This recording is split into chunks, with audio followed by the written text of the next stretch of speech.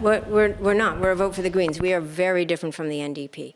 We are so different on so many fronts, but particularly on things like keeping a price on carbon, on ensuring that we have mental health care as part of our healthcare system, on ensuring that we have a primary healthcare system that gets care to people in their communities where they need it. We have a whole plan for community health centers in every part of this province. We're different from the NDP because we're not trying to tell you that the world isn't how you're experiencing it. We get a lot of spin from the NDP. We got a lot of them telling you, you're not actually feeling this way, but we know how people are feeling. And we're different from the NDP in that we are more interested in protecting the people of this province than we are interested in protecting the profits of large corporations and industries that are actually creating a lot of problems in this province.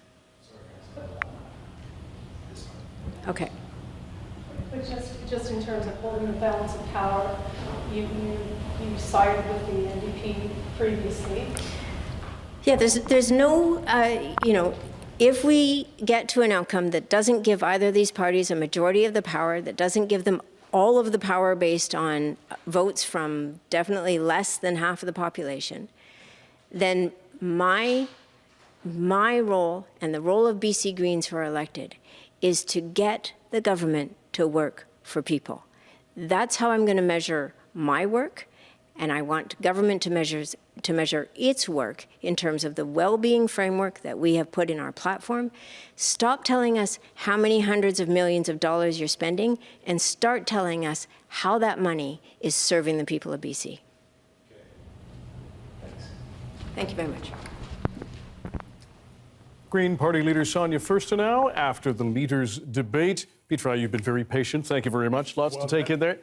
I mean, that was worth it, though. Okay, so we were talking about the concerns around overdoses and whatnot, but let's dive into what we heard from Sonia Furstenau there and what you think she did during this debate. Sonia fills me with so much hope. It's such a compelling vision for the future, and what I really love about what she delivered there is articulating their wellness framework that they talk about, and it's taking a whole different approach. So she's saying, we don't need to resort to that sort of binary duel, like the two big parties duking it out, and rather focusing on what's good for BC and what's good for British Columbians. So rather than talking about how much housing supply and who's making how much money off housing, let's talk about how the housing's affordable. What's the health of our people? What's the health of our planet and our environment? What's the health of our society? What's the health of our government? I think she really presents quite a compelling vision where there's an opportunity to, if we have a kind of split down the middle, let's have some of those voices that can kind of sway the difference and really actually bring that wellness framework that she's talking about. I love it. Okay, and we're going to get to everybody else. I want to play another clip from Sonia Furstenau. Let's hear this.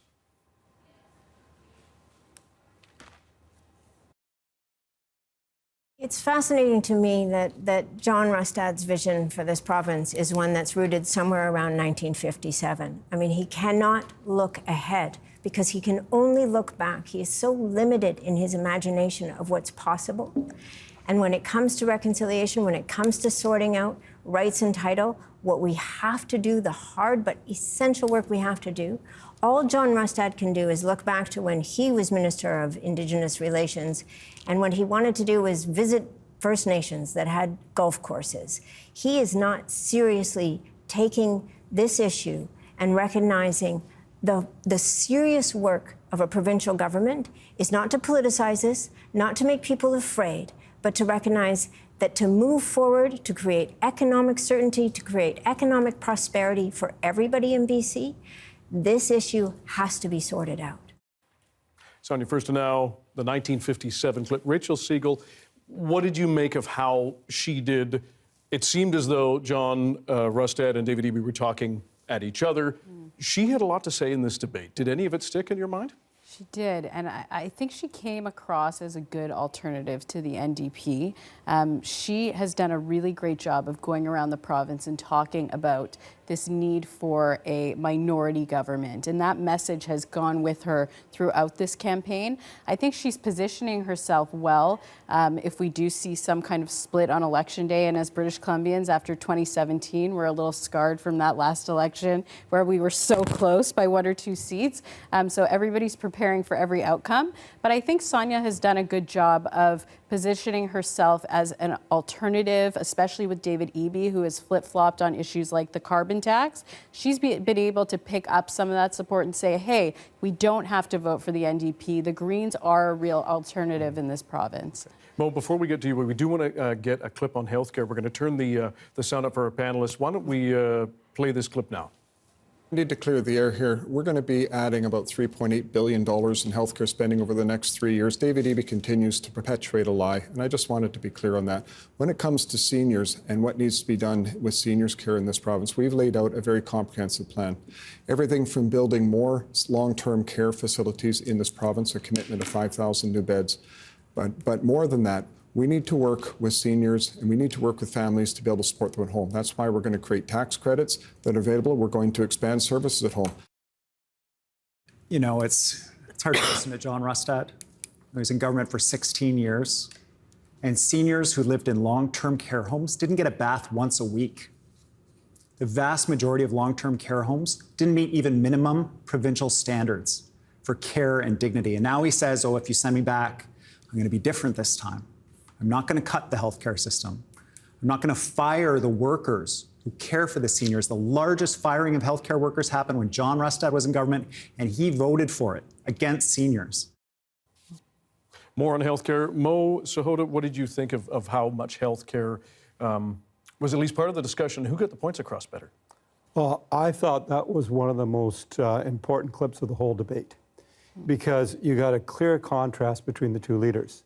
And you saw David Eby speak with passion and with anger and with determination to get the job done. It personified the David Eby that I know and the David Eby that serves this province so well. And it was juxtaposed against really essentially platitudes from Mr. Rustad. That was, I think, a poignant moment in the debate. Mm-hmm. And yet, we've heard this from others before. I mean, we're referencing governments that have not been in power for a long time. When John Rustad, and Rachael Segal, you're nodding along. Yeah. Does that still come across? Rachel, I'll go to you for that. Well, I think that they brought up the BC Liberals a lot tonight. Yeah. And one of the things that I kept thinking was, you know, the BC Liberals are not running in this election. They kind of have this counter message of, oh, John was a BC Liberal, but now the BC Conservatives are not the BC Liberals. And they keep coming back to British Columbians with this confusing message. And I think it's tiring. I think British Columbians want to go to the ballot box and they want to say, I need people to do better for me. I want safety. I want the economy back on track. I don't want to wait 4 hours in an ER line or be shipped to Bellingham for cancer care. I need somebody to do it better. And I think trying to blame a government that hasn't been in power for almost a decade, when David Eby has been sitting there at the cabinet table as the premier for the last 2 years, and all we've seen is massive deficits in this province, all these wait times, crime rising. I think British Columbians are tired, and they want a clear choice on election day. You mentioned safety. We want to talk about supervised consumption sites. We have another clip from the debate. I want to get your reaction on this too. And David Eby, we have seen in some of these safe supply locations, we have actually seen people arrested and distributing drugs in those facilities. These sort of things need to be shut down when that happens. We have to have a zero tolerance policy for this type of an approach in British Columbia. He has done nothing. He has not even addressed the facilities where there was a problem like that. And the police had to go in and seize the drugs and arrest people. British Columbians need to know where you stand on these issues. When you go and you call them drug dens and you say, I'm going to close all the overdose prevention sites to one community, and then you go to another community and you say something, when you're talking to a guy whose life was saved 5 times, let me finish, John, this is important. When you're talking to a guy whose life was saved 5 times at an overdose prevention site, and you tell him, actually, don't worry, we're not going to close them, we're just going to change the name, that kind of disingenuous politics is exactly what we don't need in the toxic drug crisis. What we need to be doing here is where you have somebody who ODs and is brought back to life, Clearly, they are not making the right decisions for themselves. We need, as a government, to be able to be compassionate about it and get them into treatment. These two get them want to into focus involuntary on treatment people so that not they can being served be able by to the recover. systems that should have prevented these crises. These two want to focus on the worst place that people can be in crisis: homeless, in despair, using substances that are so dangerous. What they don't want to focus on are the lack of investments under the BC Liberals, the cutting back of services that got us here.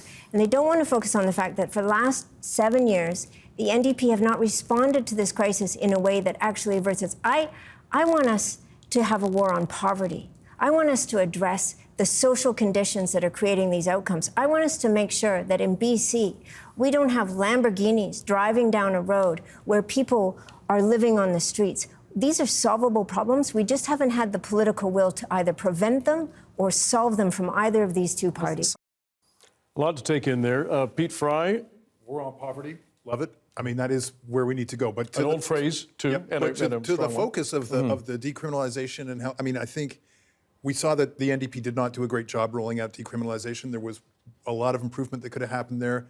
But I think Sonia's Premier correct. admitted that. Pardon me, David Eby admitted that, though. Yeah, but I think it was mostly because there was a lack of resources for folks as far as consumption sites, overdose prevention sites, treatment, all those kind of pieces. It was a little bit of a blanket approach.